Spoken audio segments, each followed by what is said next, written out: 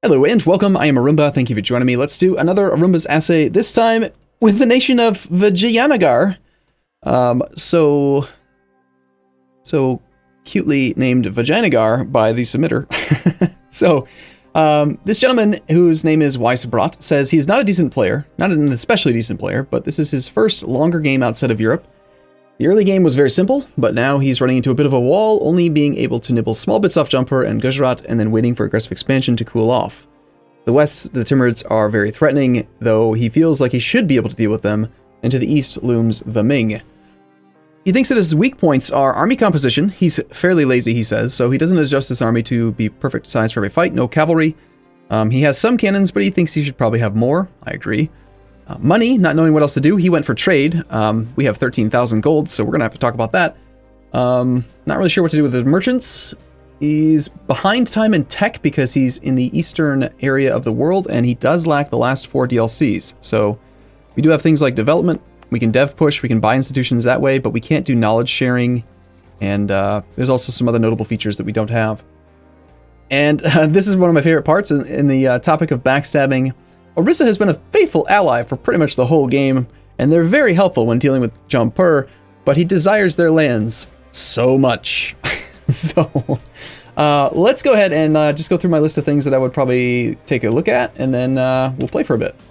So first thing I noticed is that when you are at a tech penalty of 86%, I would not be looking to take tech anymore. I'd be looking to try to buy an institution. In this person's situation, colonialism has made it all the way to Hassa. It's spreading into here slowly. If we did have the DLC that allows you to do knowledge sharing, I'd look to ally Hassa, because then he would just sell it to us. But since we can't do that, I'd probably wait for the colonialism institution to spread here. We want to make sure that we are positive opinion, if possible, with someone in these 2 sea tiles, so it can start spreading into our land at a favorable speed.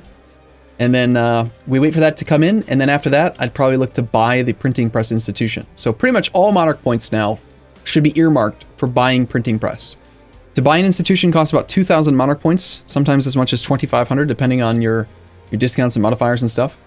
But yeah, I would not be taking tech with this massive 86% institution tech penalty. It's just too much. I would probably consider taking ideas, because ideas don't take a penalty when you have the institution tech penalty. It's only tech. I mean, it is called the institution tech penalty for a reason. As far as the ideas that this gentleman or gentlewoman chose, offensive into trade is good. It's all right. I mean, the fact that we have a really strong trade position makes this justifiable, I think. I usually wouldn't recommend an offensive or like a military idea group first, but it worked, and it's not a bad idea group. It's a great idea group, I think, even in the early game, in my opinion.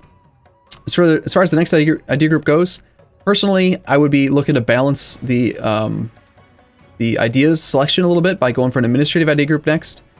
Humanist, possibly, if you want to do a lot of aggressive expansion, and cool that off quickly with improved relations.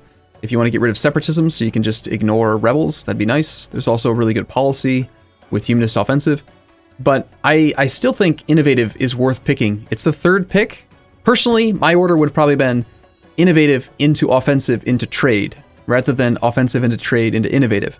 But I still think that innovative is a worthwhile pick, even though it's coming in a bit late, mostly because of the scientific revolution, but also just it's a great idea group for constant war, and I like it a lot. Also, the policy is really good. You get a leader siege pip and siege ability plus 10, trade efficiency plus 10. So I'd probably consider innovative would be what I would choose. Okay, next up we've got the ruler. So there's a big issue here, right? We're behind time on tech. We don't have our idea group completed, and at some point fairly soon we're going to be picking up another idea group as well. So we lack monarch points. We have a 314, which is slightly below average with 8 total monarch points. Average is 9. Our heir is a 141, 6 monarch points. I would definitely disinherit this guy. Let's just do that right now. Like, he's below average. We're behind time on tech. You can't afford to have a bad ruler for the next 50 years. It's not an option. Okay, age bonuses. I would be looking to convert these next 4 provinces. I want to trigger this golden era as soon as I can. So I probably would have done it in the first stage personally, but to satisfy the 3 requirements, I would do convert 4 more provinces. We've already unified culture. And I'd be looking to get this Asian trade route thing with trade enough of spices to get the extra bonus. To do that, we need to get spices above 20% to get the trading bonus. Or rather, not above 20%. We just have to have like the most share or whatever. Be the production, I don't know, whatever, it doesn't matter. Just we have to do this. Spices are in the Malacca node, so we want to control the Malacca node. We want to move into Orissa, move into Malacca, get the trading bonus. That'll incidentally also give us the spice trade mission, which would be nice. Bonus trade efficiency for a while. What's next? So on the topic of converting those 4 provinces, we're running into an issue where we don't have enough state slots. We only have 20 slots and we're using 20 already. But if you hover over this tooltip, at the very bottom, you can see we have the Indian Ocean Islands with 5 development and only 1 province. That's down here. I would definitely cancel this state, abandon it, get rid of the prosperity in favor of being able to enable a state slot up here where there's higher development, like say Gondwana. This will also allow us to convert some more provinces and fix the religious unity issues. So this state is 30 development, this one's 35, but I believe there are 2 provinces that can be converted here, and only 1 that can be converted here. Yeah, we've got Sunni here in a copper mine, and we've got Sunni, 3 and 4 dev. Let's do this one first, just because we can convert them very quickly. It is going to require us to core more, unfortunately, but getting that land converted is worthwhile. Religious unity is something you want to keep under control, I think. So let's convert that. We'll want to core that one as well. All right, so that'll also get us a little bit closer to the 4 provinces converted. 4 more provinces converted. Next up, economy. 13,000 gold in the bank.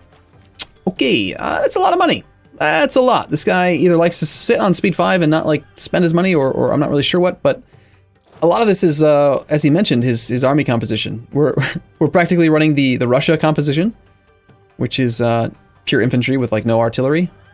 At this stage, with this economy, I'd be looking to run at least 3 siege stacks and a primary combat stack. So I'd probably have like 30k artillery, at least, maybe 40k. We have room for 14 more units, so let's just immediately train up 14 more artillery.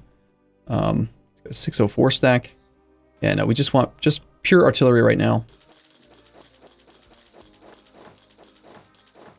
Go up to force limit. All right, now back on the topic of economy. When you have too much money, you should be considering running level 3 advisors like all the time, especially if you're behind time and tech. So I would upgrade this guy to a level 3. I don't care what he is, as long as he's a level 3. Maybe the missionary strength guy would make sense while we're trying to get this conversion done, especially considering that we can't actually do the conversion because it's Sunni. So I'll probably do that first, but then look to move to a level 3 as soon as possible. Let's turn on the conversion edict. That reminds me, the edict in the capital. You should almost always run a capital edict. Your state maintenance cost in your capital is reduced by 50%. It's just a perk for having your capital in that state. It also usually is a state that has a fairly high amount of development. We've got 43 here. I'd be looking to run the Protect Trade edict here, and that should make us more money overall. As far as economy goes still on that topic, buildings are pretty well built out, except we don't have very many manufactories. We want to be spending this money on manufactories if at all possible. It doesn't matter if the economy, like this number's low, because later on it'll get bigger with workshops and other buildings.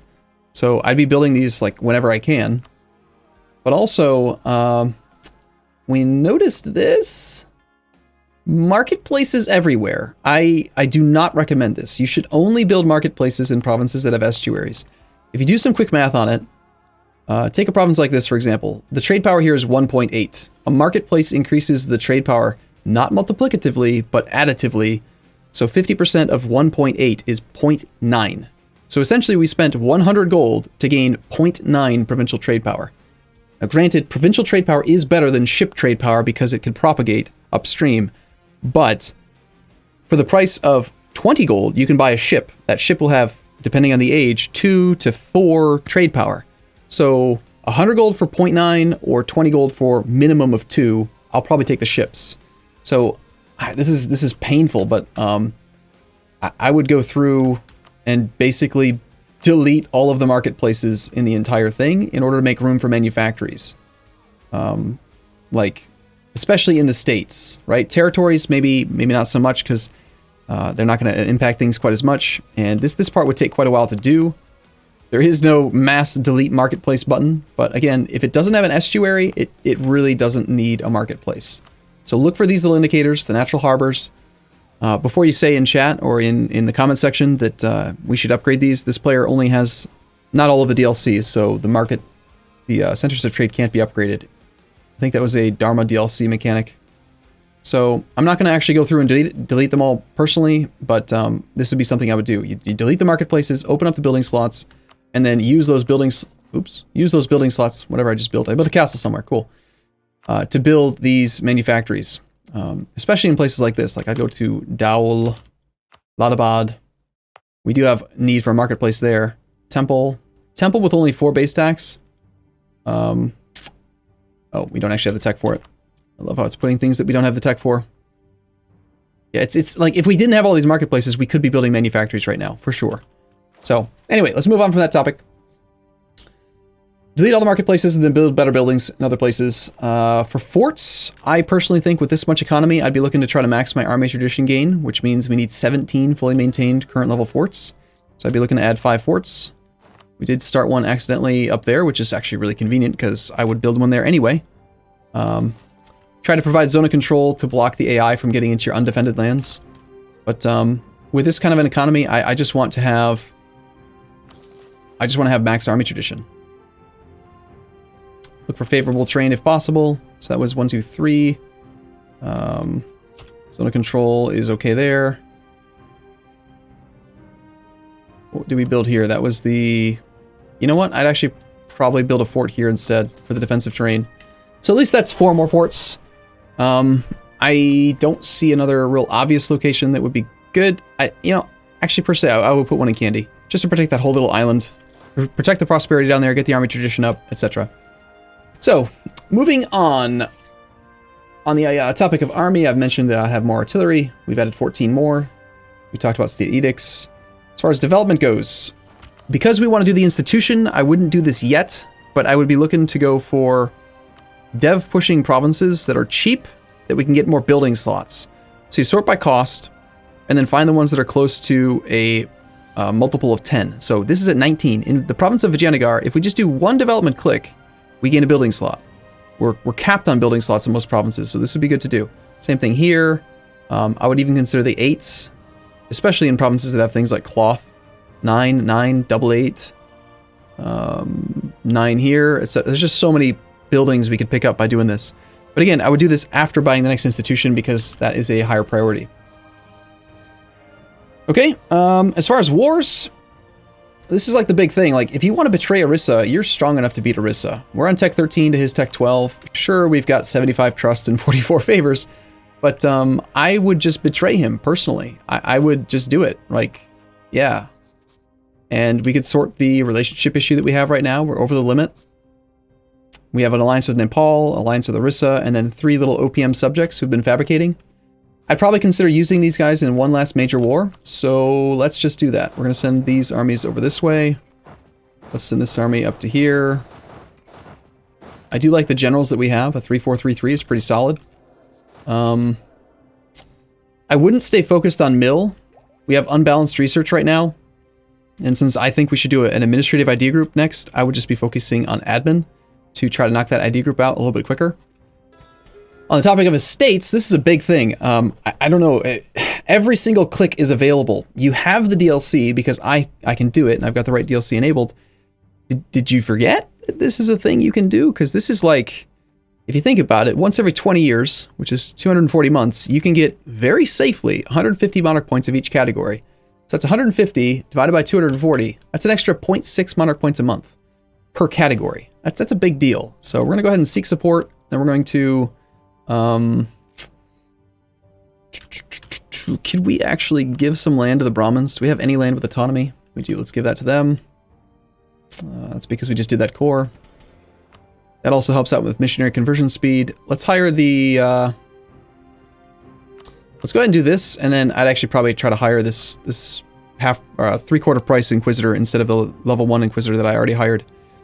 So for now, we have the missionary strength bonus, but I'd also spend money on that and then demand the monarch points. We're going to lose the bonus if we don't give them some more land. but we have more monarch points, or we will have... Oh, crap. Did I do the click before? I did the click below 75. Crap. Oops. Well, try to get to 100%.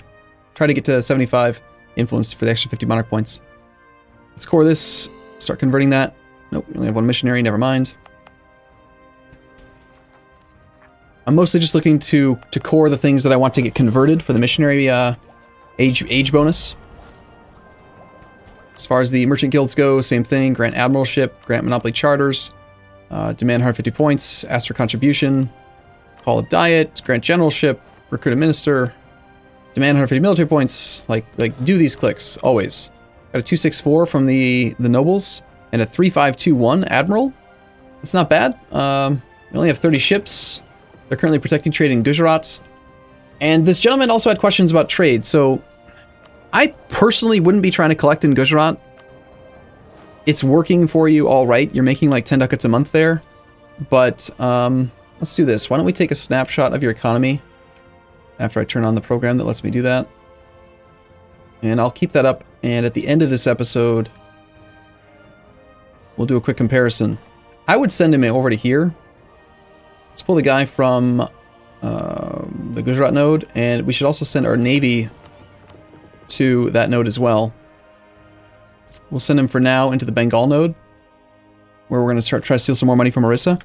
But after the merchant gets there, we should be able to send him over to the Malacca node, which puts us a little bit closer to the Asia trade bonus. Royal marriage from a subject. We're not going to do that just yet. We don't need to. Okay. So get the armies in position. I'd probably just declare this war. I'm not afraid of the Timurids. Like, you have no reason to be afraid of the Timurids. First off, the Timurids are behind us on tech, and it's a very significant tech. Tech 13 is a big deal. If I'm not mistaken, Tech 13 is where the artillery start to actually get a little bit of a boost. And what else do we get at 13? We get morale? No, we don't get morale. We get no tactics. 13 matters. 14 gives the increased fort level, which is going to also help out with sieges. But if we declare war on Jaunpur, sure, the Timurids will be in the war, but they're not the war leader, and we're going to just massacre Jaunpur. So, like, I would just declare this war, like, right now.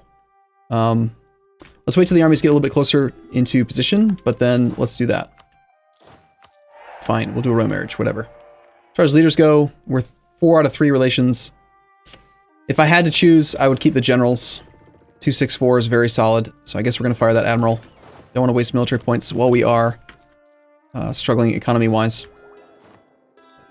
Our subjects are all very loyal. They're set to no focus. I'd probably set them to siege focus since their stacks are too small to win any battles on their own. I just want them to go and occupy things. And then trade-wise, like, if they're making too much money, yeah, they're not really making much money. You could demand their trade power, but I'd rather have them provide a few extra troops for me for now. We don't really need more money at the moment. All right, yeah, let's just declare the war now. So we're going to call in our friends. We're going to make the war goal Mr. whichever one of our subjects has more claims. Probably, let's do Dodi.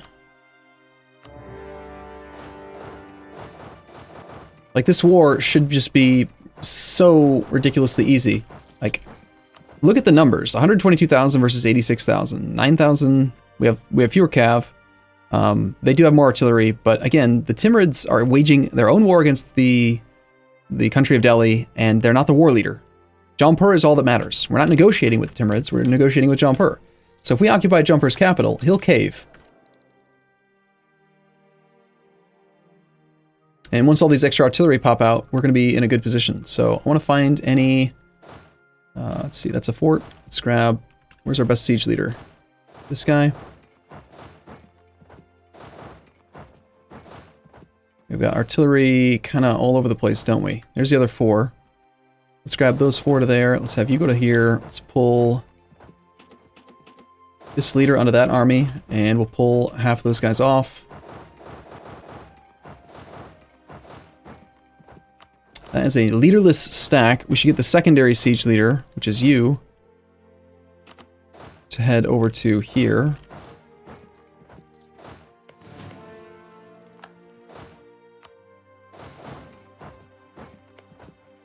And as soon as these extra artillery pop out, we're just going to go siege this. So yeah, there's a 50 stack, but again, tech advantage, right?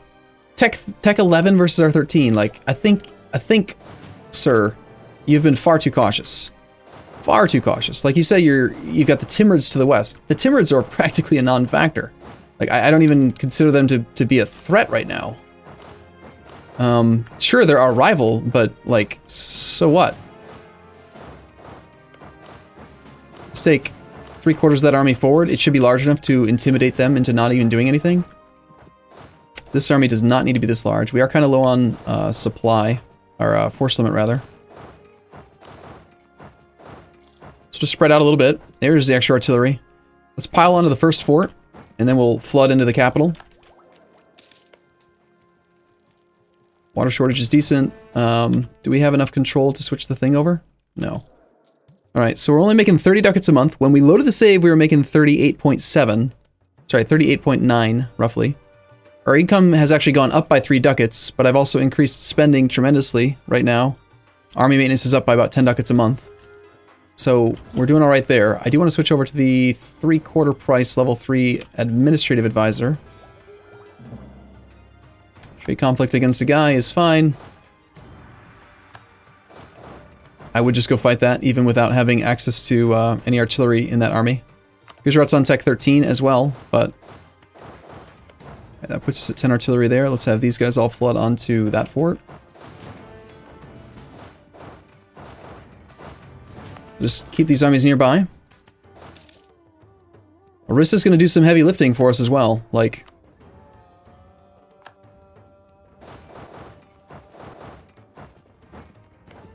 we're going to make him pay for it. So we're going to go to like a 10-0-10 stack for these sieges of level 2 forts. As soon as we get up to 10 here, we'll forward some extra cannons somewhere else. Let's pull 3 more infantry onto there so that we end up with 10 total. So we end up with 12 here. We can go 2 off. They can go help out with this siege.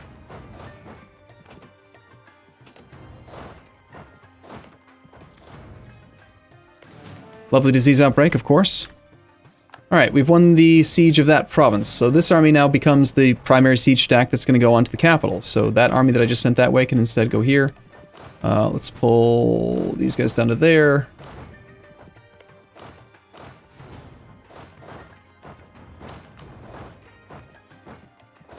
And I'm not going to worry about Central Doab, or Doab.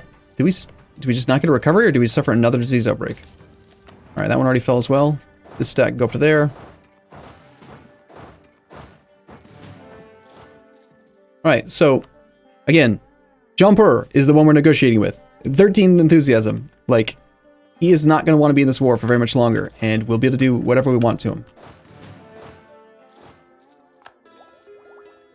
My goal, if I were to continue playing this campaign long-term, would be to milk the favors that I have with the 2 existing allies, and then, as soon as possible, betray Orissa. 402 Air, that guy gets disinherited as soon as we have positive prestige. He is just, again, below average. The number we're looking for is a bare minimum... here, let's wait one more day for loot tick. Why am I waiting for loot ticks when we have 13k gold? I don't know. It's force of habit. Double back that army in order to make it safe. This army heads south. Right, that 24 stack. So this guy's basically like police. He's protecting this stack and this stack, whichever one needs the protection. Let's pull these extra infantry off now that the remainder of the siege stack has arrived. And sometimes, yeah, Orissa's just going to go, like, try to win a fight. If he's going to throw that in there first, we can try to reinforce.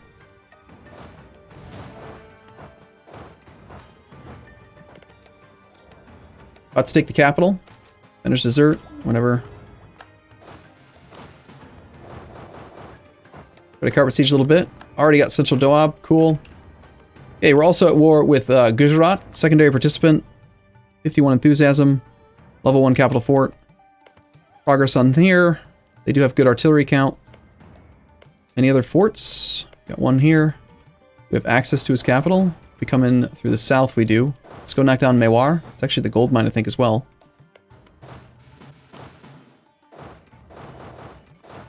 It's not going to take long to win this war.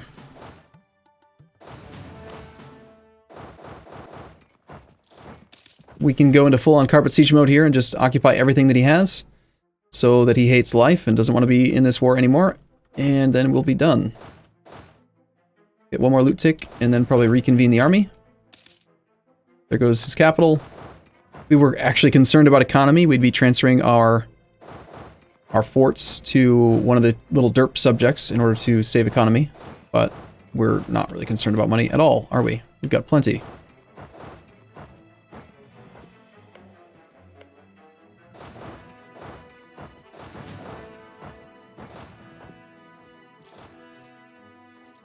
We're probably going to run into an army from the Timurids soon, but so what? We have 25 war score, 6 war exhaustion on Jumper, let the war run for another year, and this guy is just going to be completely done.